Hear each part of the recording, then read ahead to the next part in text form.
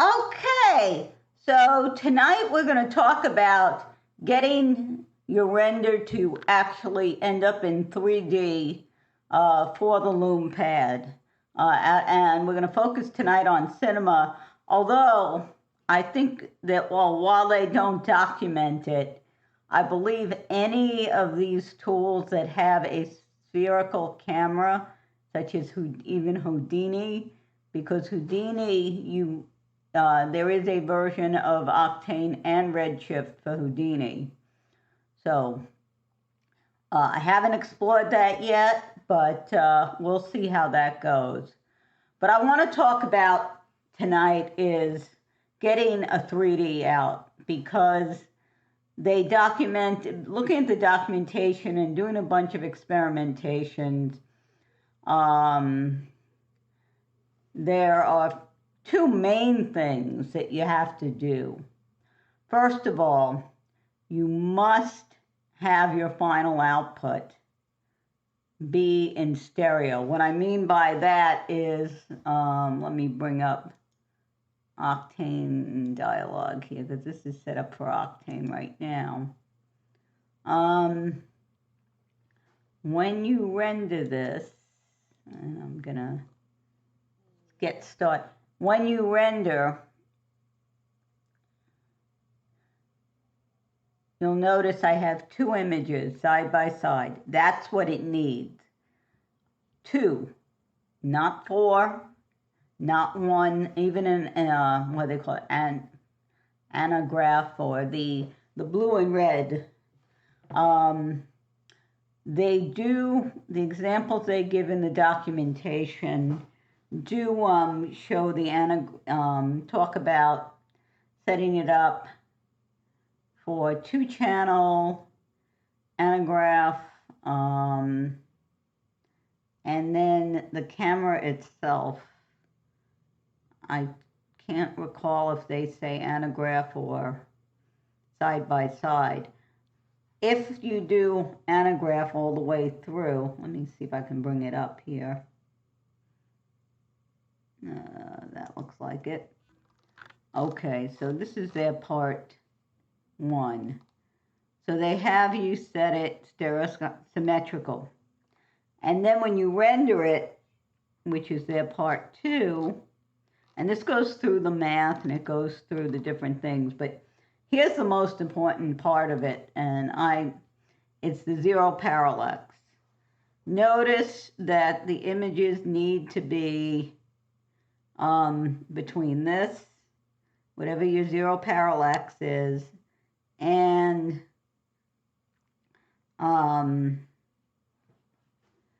your touch. So let me show you on this example here. All right, so let me shut this down. Notice that all my images, all my items, I shouldn't say images, items, the bottle, the cubes, the spheres, everything is between these. This is the 0, and this is it. So it's farther than that. If it's too close in, I would put it between these different settings here. And I found that you need, if you don't do that, if it's too close or too far, you're not going to get 3D. You're going to get, just not going to look very good. Now, this is what it looks like in the perspective mode, and you saw what it looked like.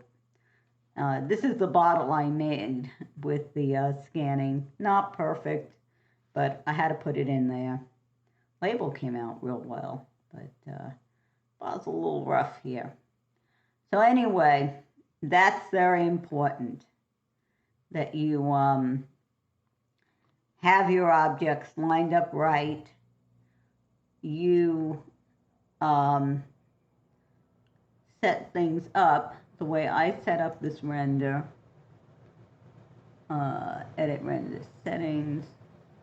Under stereoscopic, I have 2 channels, individual channels. It says anagraph, because I set the camera up as side by side, let me go back.